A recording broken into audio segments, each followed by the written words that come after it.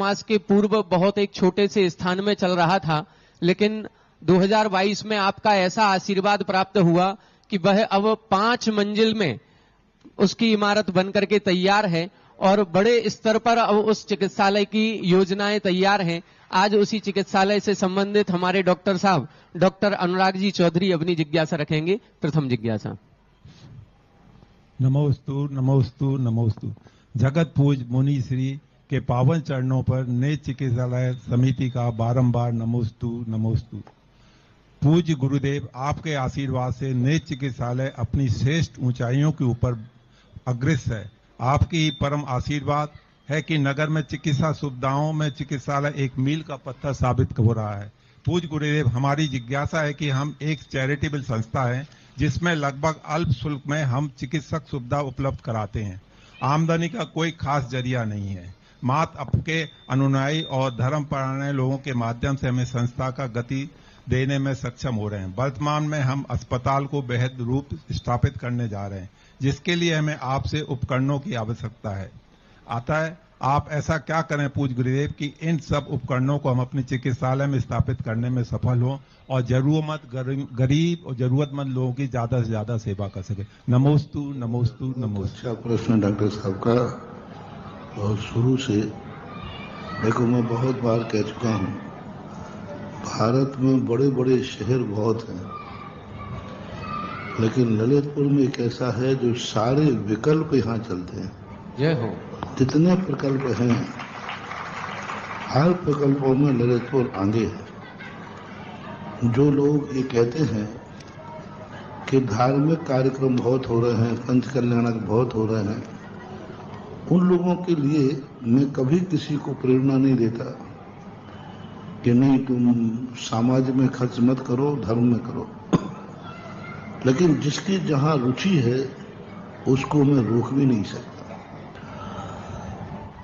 जिन लोगों की धर्म में रुचि है वो धर्म को देते हैं, लेकिन जिन लोगों का मन है कि सोशल काम होना चाहिए, बहुत मुश्किल से होते हैं ऐसे शहर जहां सब कुछ हो। मेडिकल के संबंध में हर व्यक्ति प्रथम सुख निरोगी काया, पहला सुख कौन सा है?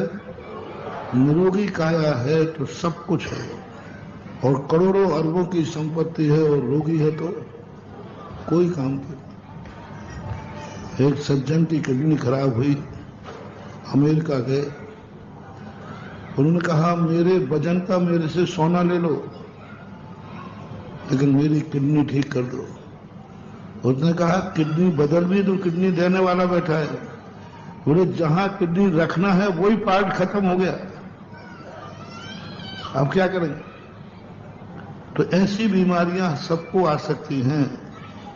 मेरा तो कहना है कि हर व्यक्ति को अपनी जिंदगी में 3 चीजें जरूरी है: स्वस्थ रहे, बुद्धि बनी रहे और हमारे अंदर अर्थ की ताकत बनी रहे। इन सबके लिए, निरोगी होने के लिए सबसे पहले जरूरत है तो औषधि दान में हर व्यक्ति जितना दान निकाले, कैसा ही जैसे बने तैसे कुछ ना कुछ आपको औषधि दान करना चाहिए। मुनि महाराज कितने से हैं, आप कितनों को दवाई दोगे? वैसे ही मुनियों में कम बीमार होते हैं, त्यागी वृत्तियों में बीमारी की संख्या बहुत कम होती है। लेकिन आप लोगों के लिए जघन्य पात्र हैं, आप लोग गृहस्थ हैं, तो गृहस्थों को हमेशा औषधि दान की तरफ ध्यान देना चाहिए। आवाज आ रही बच्चों की?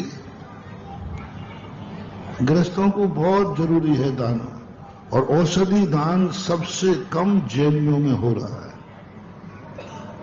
सबसे कम दान यदि आप लोग कर रहे हैं तो जैनियों में औषधि दान कर रहे हैं। इसलिए आपके समाज में, आपके घरों में बीमारियां बढ़ रही हैं। हर कोई दवाई खा रहा है, हर कोई व्यक्ति, हर 2-5 लोगों के बीच में एक दवाई चल रही है। क्यों ऐसा हो रहा है? क्योंकि औषधि दान की परंपरा खत्म हो गई। जब तुम बीमार होते हो तब लाखों करोड़ों रुपया खर्च करते हो, क्यों न ऐसा पुण्य कमाया जाए कि बीमारी आवे ही नहीं। तो हर व्यक्ति को आज प्रश्न के माध्यम से कहना चाहूंगा कि जो प्राइवेट संस्थाएं हैं वे तो अपना बिजनेस है, क्योंकि आज मेडिसिन बहुत बड़ा व्यापार हो गया है। लेकिन हमें व्यापार नहीं बनने देना। हमें चैरिटेबल ट्रस्ट आदि के माध्यम से जैन समाज को हर शहर में एक हॉस्पिटल खुलना चाहिए। इसलिए नहीं कि मरीजों की, गरीबों की दवा हो, इसलिए कोई अमीर बीमार ना हो। रिपीट कर रहा हूं, अस्पताल कभी इसलिए नहीं खोलना कि गरीबों की दया हो, गरीबों का इलाज हो, गरीब स्वस्थ रहे। नहीं, अस्पताल इसलिए खोलना चाहिए जिससे कोई अमीर बीमार न हो। गरीबों को ये मान के दवाई मत देना कि मेरे कारण से हो जाएगा। नहीं, ये मानना ये गरीब बीमार नहीं हुआ है, हमें स्वस्थ रखने के लिए ये तो निमित्त है। हम हमेशा कहते हैं दान ये मान के मत देना कि मंदिर बन रहा है तो मंदिर में सहयोग करना हो। ये मान के दो ये मंदिर हमारे जीवन को धन्य करने के लिए बन रहा है।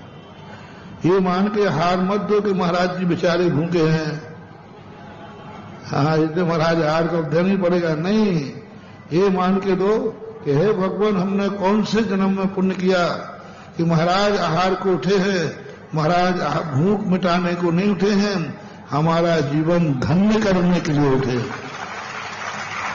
हमारा जीवन धन्य हो जाए। महाराज को तो क्या हार नहीं मिलेगा तो कोई फर्क नहीं पड़ता, लेकिन हमारा जीवन धन्य हो जाए। ऐसे किसी गरीब की दया करना, दया मान के नहीं, कृपा मान के नहीं, ये मान के करना ये बीमार हुआ है हमें पुण्य कमाने के लिए। कर्मों ने इसको बीमार किया है हमारे पुण्य के कारण से। महाराज को जो भूख लगी है वो हमारे पुण्य से लगी है। अब देखो, तुम्हारा देखना बहुत बड़ी बात है। महाराज को भूख लगी उनके कर्म के उदय से। गरज कहता नहीं, हमारे महाराज को भूख लगी नहीं सकती, तो फिर भूख तो लगी उनको।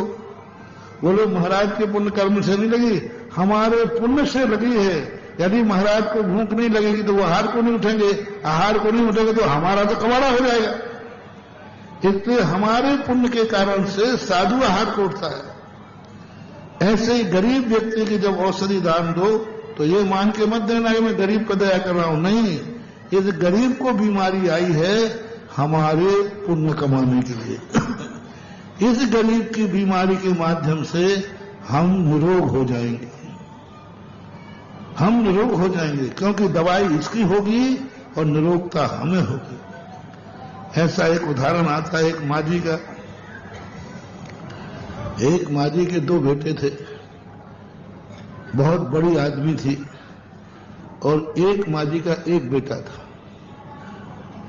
और दोनों के बेटे अस्पताल में थे, और वहां इंजेक्शन एक था, दो में से एक को लगा सकते। तो डॉक्टर ने बड़े आदमी की तरफ प्रभावित हुआ। सोर्स भी बड़े आदमी का था, ऊपर से सोर्स, दबाव भी ऊपर से था, पैसा भी ऊपर से था, सब कुछ ऊपर से था। तो डॉक्टर ने निर्णय किया कि ये इंजेक्शन इस बड़े मां के बेटे को लगाया जाए जिसके दो बेटे थे। बहुत बड़ी मार्मिक चीज है, उसको लगाया जाए। मां ने कहा नहीं नहीं बेटे इसको लगा दो, इसका एक ही बेटा है। तो कहा नहीं साहब, हमें ऊपर से आदेश है, हमारी नौकरी चली जाएगी। ऊपर का आदेश है कि सेठ के लड़के को लगना चाहिए इंजेक्शन एक, हमारी नौकरी चली जाएगी साहब, हम कुछ नहीं कर सकते, ऊपर का दबाव है। सेठानी ने कहा ये जिम्मेवारी मेरी है, और अपने सामने बोले डॉक्टर साहब मेरे दो बेटे हैं, एक मर भी जाएगा तो एक बच जाएगा, इस मां का बेचारी का एक ही बेटा है, एक ही बेटा है। देखना कैसे कैसे लोग हुए, ऐसी माताएं हुई हैं। चित्तौड़ की पन्ना धाय अपने बेटे को बलि चढ़ा दी राजा को बचाने के लिए। उन्होंने कहा नहीं इस मां को इसके बेटे को लगाओ।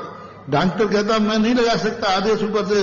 बोले मैं जिम्मेवारी लेती हूं, मैं कह दूंगी कि मेरा आज अष्टमी है तो मेरे इंजेक्शन लगवाने का त्याग है। अब तो लगाओ उसको, लग गया। इंजेक्शन उसकी दवाई के उसके अंदर जा रहा है। डॉक्टर ने कहा देखो तुम्हारा बेटा मरेगा, निश्चित मरेगा। तो बोले कोई बात नहीं, एक मरेगा, एक है, इस बेचारी का तो एक ही बेटा है। इंजेक्शन उसके अंदर जा रहा है और दवाई सेठानी के लड़के के अंदर जा रही है। डॉक्टर कहता है कि इधर इंजेक्शन जा रहा है और वो तो ठीक हो ही रहा है, और उसका बेटा जो बेहोश पड़ा था उसके अंदर भी स्वस्थ होना चालू हो गया। बोले मैंने तो इसको कोई दवाई दी नहीं, ये स्वस्थ हो कैसे गया? सेठानी ने कहा ये पैटर्न आप लोग नहीं समझ पाओगे, ये पैटर्न हमारे गुरुजी समझते हैं। इंजेक्शन उस गरीब के अंदर जा रहा है और स्वस्थ अमीर का बच्चा हो रहा है, दोनों बेटे जाकर के जीवित रहे। ये होता है औषधि दान का फल। और हो सकता था उस बेटे को लगाते और वो बेटा भी चला जाता और वो भी चला जाता। आपसे मेरा कहना है, दो तरह के उपदेश दे रहा हूं। पहला उपदेश, हर व्यक्ति को जितने दान दो उसमें एक दान का अंश नियम से औषधि दान में दो। और ऐसी संस्था तो तुम्हारी खुद की संस्था है। जैन समाज, अभी ललितपुर की जैन समाज यदि दान का एक अंश औषधि दान में निकालने लग जाए तो महावीर चिकित्सालय जो है विश्व का नंबर 1 चेन्नई का चिकित्सालय बन जाएगा। आज चेन्नई जाते हैं नेत्र चिकित्सालय के लिए, मैं कहता हूं ललितपुर में बन जाएगा। मात्र हर व्यक्ति को एक सोचना है, मेरे लिए निरोग रहना है तो मुझे कुछ ना कुछ औषधि नियम बना लो कि साल भर में हमें इतना औषधि दान करना ही है, नियम हो जाए हर बालक का, हर माता का, हर पिता का, कि भाई मैं साल भर में 1 लाख रुपया दवाई कराऊंगा, मैं साल भर में 10,000 रुपये की दवाई कराऊंगा। आप नेत्र चिकित्सालय जाइए कि ये 10,000 रुपये की दवाई मेरी तरफ से बांट देना, 1 लाख रुपये की दवाई मेरी तरफ से बांट देना। ये एक छोटा सा दान आपका आज उस चैरिटेबल ट्रस्ट को इतना मजबूत कर दे कि उस दरवाजे से कोई भी मरीज रोता हुआ न जाए, हर व्यक्ति हंसता जाए। और वो रोता हुआ नहीं जाएगा तो ये किलकारी तुम्हारे आंगन में गूंजेगी, उसके आंगन की बात अलग है। औषधि दान, और भाग्य से आपके जैन समाज के पास औषधालय है। नियम बनाए, कोई भी शादी, जन्मदिन हो, जन्मदिन पर सबसे पहले औषधि दान बोलो। अरे जन्म करके क्या करोगे बीमारी में? स्वस्थ रहोगे तो 100 जन्मदिन मना लोगे, और बीमार रहे तो अगला भी न मना पाओ। जन्मदिन पर नियम बन जाए कि हम औषधि दान देंगे, शादी की सालगिरह पर और नियम बन जाए कि हम औषधि दान देंगे, पुण्यतिथि पर बन जाए हम औषधि दान देंगे। सबसे कम औषधि दान की तरफ जैनियों का रुझान है। कुछ दान तो बहुत ज्यादा तेजी से चलते हैं, लेकिन औषधि दान बहुत कम, ये बनना। दूसरा, जो व्यक्ति जिस बीमारी से ग्रसित हुआ है उस बीमारी का सबसे बड़ा इलाज है दवाई तो कराओ और उसके इलाज में जाकर औषधि दान दीजिए। तीसरा कारण है, आप भगवान को बैठाने के मंदिर बनाते हैं, वेदी बनाते हैं। जो समर्थ परिवार हैं तो चैरिटेबल ट्रस्ट से चलने वाली जो निःशुल्क संस्थाएं हैं उनमें मशीनरी दान करो, बहुत बड़ा दान है। एक मान लीजिए आपने ऑपरेशन मशीन, एक्सरा मशीन भेज दी, एक मान लीजिए आपने एमआरआई भेज दी 5 करोड़ रुपए की, एक एमआरआई। अब कितने लोग एमआरआई कराएंगे? तुम्हें जिंदगी में ऐसा जीवन मिलेगा कि जिंदगी में तुम्हें एमआरआई की जरूरत ही नहीं पड़ेगी, क्योंकि तुमने एक बार एमआरआई जमीन दान की थी। एक्सरा मशीनें हैं, बहुत सारी मशीनें इसमें लिखी हैं, बहुत ऐसी, एक एक मशीन, ऐसी बात नहीं है।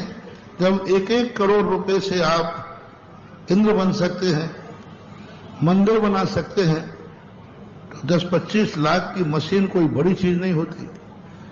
सक्रिय सम्यक दर्शन, हमारे पूज्य गुरुदेव ने इसी के सक्रिय सम्यक दर्शन, जो अस्पताल में जाकर के एक मशीन 25 लाख की दान दे रहा है, वो सम्यक दर्शन, सक्रिय सम्यक दर्शन है। वो औषधि दान को प्रैक्टिकल कर रहा है। अहिंसा परमो धर्म की जय नहीं बोल रहा है, अहिंसा परम रूप को अपनी आत्मा की। कौन सी बड़ी 25-50 लाख की एक मशीन आएगी, लेकिन आप सोचो, कल्पना करो कितने लोगों का उद्धार होगा। तो हर व्यक्ति को जब वो इस प्रकार आए, तो आपको अपने साल में, जिंदगी में जितने प्रबुद्ध लोग हैं, जिंदगी में एक बार नियम बना लो कि हम एक अस्पताल में हमारे नाम की एक मशीन जरूर होगी। जिनकी छोटी ताकत है वो छोटी रखें, जिनकी मध्यम ताकत है वो, जिनकी बड़ी ताकत है वो, एक मशीन तुम्हारे नाम की। जैसे अपन मंदिर में देखते हैं, हमारे नाम की एक मूर्ति होना चाहिए, हमारे नाम की एक वेदी होना चाहिए, हमारे नाम का एक कमरा होना चाहिए, हमारे नाम का छत भावमंडल होना चाहिए। ऐसा आपका भाव आता है, मैं उसका निषेध नहीं कर रहा हूं। ऐसा ही आपका भाव आना चाहिए, अस्पताल के अंदर मेरे नाम लिखी हुई एक मशीन जरूर होना चाहिए। प्रत्येक व्यक्ति छोटी मशीन कर लो, छोटी बड़ी जिसकी है। मान लीजिए एक मशीन महंगी है, आप 10 लोग मिलकर दे दो। एक मशीन बड़ी है, आप 50 लोग मिलकर दे दो। और 50, लेकिन होना चाहिए आपके नाम की। जैसे आप लोग बड़ा मंदिर नहीं बना पाते, तो आप मंदिर बनाते समय एक ईंट लगाते कि नहीं, सोने की ईंट, चांदी की। ऐसे इसमें कर लो कि भाई हम अकेले नहीं दे पाएंगे, हम 10 लोग मिलकर के मशीन।